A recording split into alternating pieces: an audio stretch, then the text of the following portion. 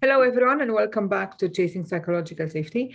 One item of house cleaning first. We might be moving some of these videos to the PeopleNotTech channel soon, so you might see some movement. And those of you that are subscribers, please be as kind as to follow and subscribe.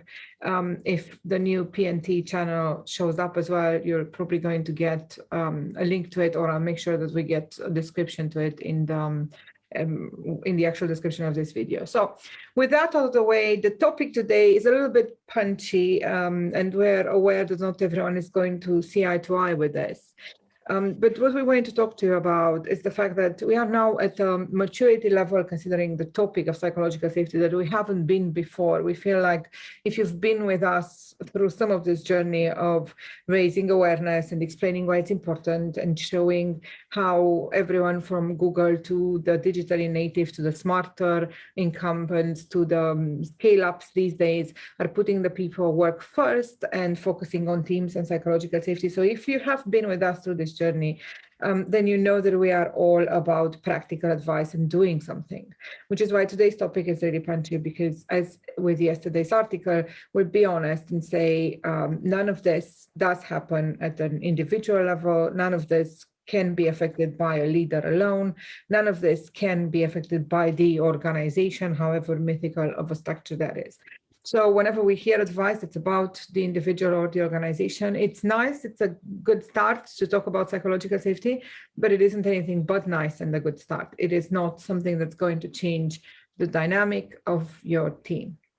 So that's what we want to bring back to you today, and hopefully give you a moment to think about it and recalibrate towards actionable ideas.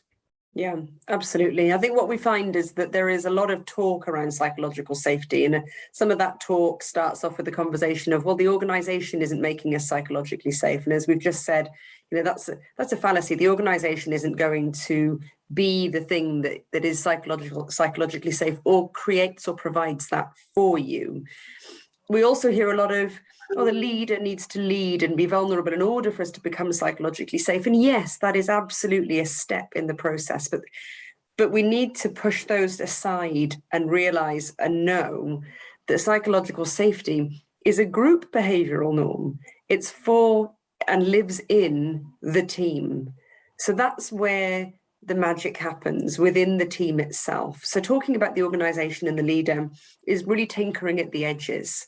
And it's not giving you anything really truly actionable that you can work with.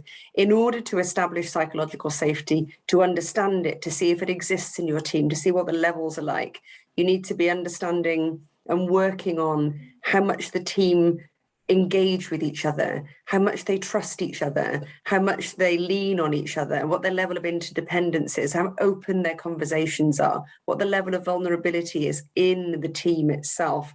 And the leader is part of the team. Let's not forget that when we talk about systems and team dynamics, the leader isn't separate from the team. The leader's right in there in the mix. And when we talk about servant leadership, even more so. So if we take that moment that Duana talked about to recalibrate and think about how we're actually going to establish psychological safety in order to have these happy, highly performant teams, focus on the team and in the team before you do anything else. And that's where you'll start to really get movement on becoming more psychologically safe. Indeed, and doing so in theory is nice, and it's a good start. But it's not a way of sustainably keeping the people work up. That's why we say this over and over again, and we've been very open and honest. While there's a serious place for coaching, we don't believe that's the answer to changing teams sustainably over time. Teams have to have the ability of affecting that change with data and actions at the team level. And your only to do as an organization is that of empowering them with the right type of resources, permission, tools, whatever it is that they need to be doing this work. And there's a document, come talk to us about it. There's a document we've created for some of our clients where they get a checklist of what things they should have in place so that they work on psychological safety with the means of a tool, whether that tool or that dashboard is from us at PeopleNotTech or other companies that are doing the same things or thereabouts.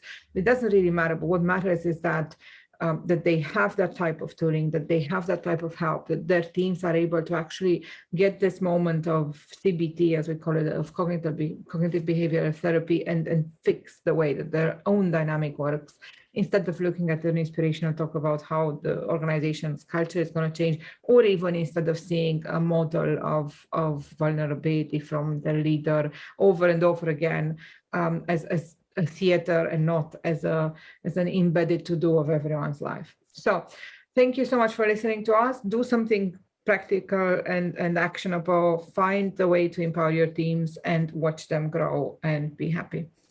Thanks. See you next week. Thanks. Bye.